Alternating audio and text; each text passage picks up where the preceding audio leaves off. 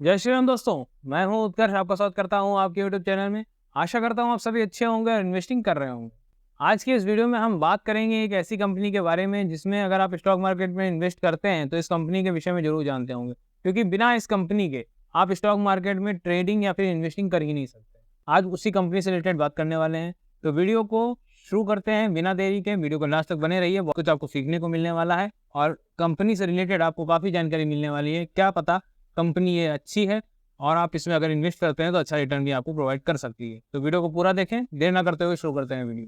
बात कर रहा हूँ CDSL की, सेंट्रल डिपॉजिटरी सर्विस लिमिटेड। अगर हम बात कर लें इस कंपनी की, तो ये क्या वर्क करती है? ये वर्क करती है आपका डीमेट अकाउंट। आपका जो डीमेट अकाउंट है वो अगर आप जाके चेक करेंगे तो वो आपको CDSL या फिर NSDL में दो में मिलता है। यहाँ पे अगर हम बात करें तो इंडिया में दो डिपॉजिटरी वर्क करती हैं, एक होता है NSDL, दूसरा होता है CDSL। जिसमें से CDSL जो मार्केट में लिस्ट है, आज हम उसी के बारे में बात करने वाले हैं। और अगर आप अपने डीमेट अकाउंट को चेक करेंगे, वो उस ब्रोकर के पास नहीं होता है। मान लीजिए आपने जीरोधा में अपना डीमेट अकाउंट खुलवाया या फिर एंजल वन में आपने डीमेट अकाउंट अपना खुलवाया, तो अब आप सोच रहे हैं कि आपको जो डीमेट अकाउंट है वो जीरोधा या फिर एंजल वन में है। नहीं, आपको जो डीमेट अकाउंट है वो है CDSL, उस डिपॉजिटरी के पास, जो कि उस समय वहाँ पे वर्क कर रही है, यानी सेंट्रल डिपॉजिटरी सर्विस लिमिटेड। इसके पास आपका डीमेट अकाउंट है। जो आपके स्टॉक्स जो आपने होल्ड किए हुए हैं या फिर जो आप ट्रेडिंग करते हैं, वो उस ब्रोकिंग फर्म के पास नहीं होता है। आप मान लीजिए आपने इन्वेस्टिंग के लिए कुछ स्टॉक होल्ड किए हैं, तो आपको लगता है कि वो ब्रोकिंग फर्म के पास आपका जो स्टॉक है, वो कंपनीज हैं जो आपने होल्ड किए हैं वो उनके पास हैं। जी नहीं, आपका जो भी होल्डिंग्स हैं वो उस डिपॉजिटरी के पास होती हैं, उस डीमेट अकाउंट में होती हैं। तो वो बिल्कुल तरीके से सेफ होती हैं, जिसकी वजह से आपका पैसा वहाँ पे सेफ रहता है।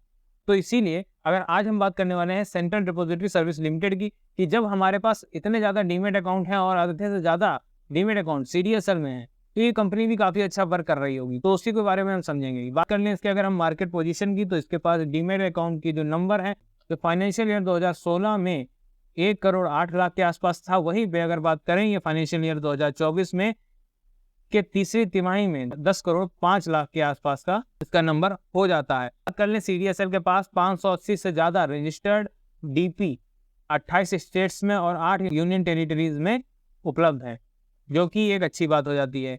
यहाँ तक हमने जो कंपनी के बारे में समझा वो सारी चीज़ें अच्छी हैं। अब आप अभी तक ये चीज़ समझ ही गए होंगे कि कंपनी कितनी ज़्यादा इंपॉर्टेंट है। क्योंकि अगर आप स्टॉक मार्केट में इन्वेस्ट कर रहे हैं और आप उसमें शेयर खरीदना चाहते हैं या फिर शेयर बेचना चाहते हैं, ट्रेडिंग करना चाहते हैं, तो उसके लिए आपके पास डीमेट अकाउंट होना बहुत ज़रूरी है।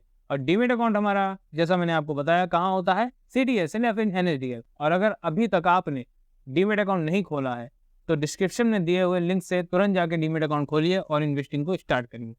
आगे बढ़ते हैं, करें कंपनी के, तो कंपनी 6.5 करोड़ से ज़्यादा देश की पहली और सबसे बड़ी KYC रजिस्ट्रेशन एजेंसी बनी है, जिसमें कंपनी ने लगभग 1000 कंपनियों को सर्विस प्रोवाइड करी है। ये भी एक अच्छी बात हो जाती है कंपनी को लेके। साथ ही ये एक इंश्योरेंस रिप्रेजेंटेटिव के रूप में भी वर्क करती है। यहाँ तक बात आई होप आपको क्लियर हो गई होगी। कंपनी का वर्क, मैनेजमेंट, सारी चीज़ें समझ में आ गई होंगी। बात कर लेते हैं कंपनी के फंडामेंटल्स को। तो कंपनी का जो मार्केट कैप देखने को मिलती है वो 22,149 करोड़ की देखने को मिलती है। कंपनी कम मार्केट कैप की अभी यहाँ पे ट्रेड कर रही है, तो इसमें बढ़ने के चांस, आपका पैसा अच्छे नंबर से बढ़ने के चांस ज़्यादा हो जाते हैं। बात प्राइस की कर लेते हैं, तो 2,120 के आसपास का इसका प्राइस देखने को मिलता है। यहाँ पे एक एग्जांपल से हम ये चीज़ समझ लेते हैं। मान लीजिए ये प्राइस 2,000 के आसपास का चल रहा है, आपने 2,000 के आसपास में यहाँ पे 5 शेयर ले लिए 10,000 रुपये के। और क्योंकि कंपनी का, जैसे मैंने आपको मार्केट कैप बताई, 22,000 के आसपास की चल रही है। अब मुझे एक बात बताइए, आप लोग खुद इस चीज़ को मुझे आंसर देंगे कमेंट में, कि इसी के साथ में एक कंपनी है जो कि 1,00,000 करोड़ की मार्केट कैप है उसकी, और उसका प्राइस चल रहा है 150 रुपये, क्योंकि इसकी 22,000 की है और इसका प्राइस चल रहा है 2,000 रुपये। और 1,00,000 करोड़ की मार्केट कैप का कंपनी है और उसका प्राइस चल रहा है 150 रुपये। आप सोचेंगे कि ये 150 रुपये है, ये बहुत जल्दी बढ़ने वाला है या बहुत जल्दी हमें पैसा दे सकता है, इसमें पैसा लगा देते हैं, बजाय 2,000 रुपये पर शेयर के हिसाब से इसमें पैसा लगाने के।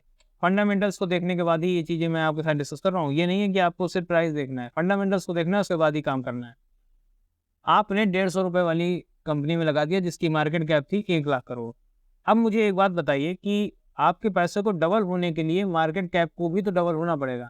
अगर 150 को 300 तक का आंकड़ा छूना है तो आपको यहाँ पे मार्केट कैप को 1 लाख करोड़ से 2 लाख करोड़ पे जाना पड़ेगा, तभी 150 का आंकड़ा 300 को छुएगा। लेकिन वही चीज़ अगर हम यहाँ पे बात कर लें तो ये 22,000 करोड़ की कंपनी है और 2000 को 4,000 रुपये पर शेयर के आंकड़े को छूने के लिए 22,000 को 44,000 करोड़ में बदलना पड़ेगा और तब आपका ये 2,000 रुपये का जो शेयर है वो 4,000 में तब्दील हो जाएगा।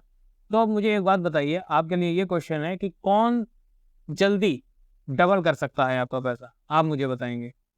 आगे बढ़ते हैं, बात कर लेते हैं इसके पी रेशियो की, तो 62.8 का देखने को मिलता है। डिविडेंड की बात कर लेते हैं तो 0.75% का देखने को मिलता है। रिटर्न ऑन कैपिटल एम्प्लॉयड की बात कर लेते हैं तो 30.33% का देखने को मिलता है। रिटर्न ऑन इक्विटी 23.8% का देखने को मिलता है, जो कि बहुत ही बेहतरीन यहाँ पे दोनों चीज़ें देखने को मिल जाती हैं, ROC और ROE। बात डेट की कर लेते हैं तो 2 करोड़ का डेट हो जाता है, लेकिन साथ ही अगर हम फ्री कैश फ्लो इसका देखते हैं तो वहाँ पे 40 करोड़ का फ्री कैश फ्लो देखने को मिल जाता है। तो डेट फ्री कंपनी में ये काउंट हो जाती है, जो कि एक बहुत अच्छी बात है। ओवरऑल यहाँ तक सारा डेटा हमने समझ लिया, सारा डेटा बहुत अच्छा है। बात सेल्स की कर लेते हैं तो 5 साल में 24% का प्रॉफिट, 5 साल में 22% का। वहीं बात अगर हम रिटर्न की कर लेते हैं तो 1 साल में कितने CAGR से पैसा ग्रो किया है, तो 1 साल में 111% के CAGR से पैसा आपका ग्रो हुआ है, जो कि एक बहुत ही बेहतरीन नंबर हो जाता है। बात आगे कर लेते हैं प्रमोटर होल्डिंग्स की बात करें तो 15% की प्रमोटर होल्डिंग्स है। दिसंबर 23 के हिसाब से डेटा डिस्कस कर रहा हूँ आपके साथ। वहाँ की बात अगर हम FII की कर लें तो 18.16% की, DII की 21.33% की और पब्लिक की 45.51% की होल्डिंग बनी हुई है। यहाँ पे पब्लिक की होल्डिंग थोड़ी ज़्यादा बनी हुई है, प्रमोटर की होल्डिंग बहुत कम है। ये थोड़ी सी सोचने वाली बात है। ओवरऑल कंपनी अच्छी है, लेकिन बात यहाँ पे आ जाती है कि कंपनी तो बढ़िया है, सारी चीज़ें हमने समझ ली, एक बेहतरीन कंपनी है, अच्छा रिटर्न दे रही है, लेकिन क्या ये समय सही है इसमें इन्वेस्ट करने का? तो बिल्कुल नहीं। यहाँ पे ये हाई वैल्यूएशन पे कंपनी ट्रेड कर रही है।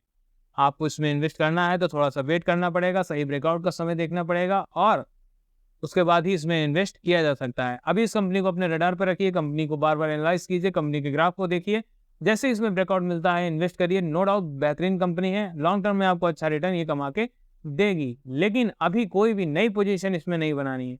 लेकिन अगर आप इसमें इन्वेस्टेड हैं, किस पोजीशन पे यहाँ पे आप इन्वेस्टेड हैं मुझे कमेंट बॉक्स में जरूर बताइएगा। और इन्वेस्ट रहिए, अभी निकलना नहीं है, लेकिन नया पोजीशन बनाना भी नहीं है। एनालिसिस कैसी लगी है कमेंट बॉक्स में जरूर बताइएगा। वीडियो पसंद आया है तो लाइक करिए, चैनल को सब्सक्राइब करिए, दोस्तों तक शेयर करिए, जो कि वीडियो लोगों तक पहुंचेगा तभी वो जागरूक होंगे फाइनेंस को लेके, गलत डिसीजन नहीं लेंगे, सही चीजें चुनेंगे और अच्छा वेल्थ क्रिएट करेंगे। मिलते हैं नेक्स्ट वीडियो में, धन्यवाद।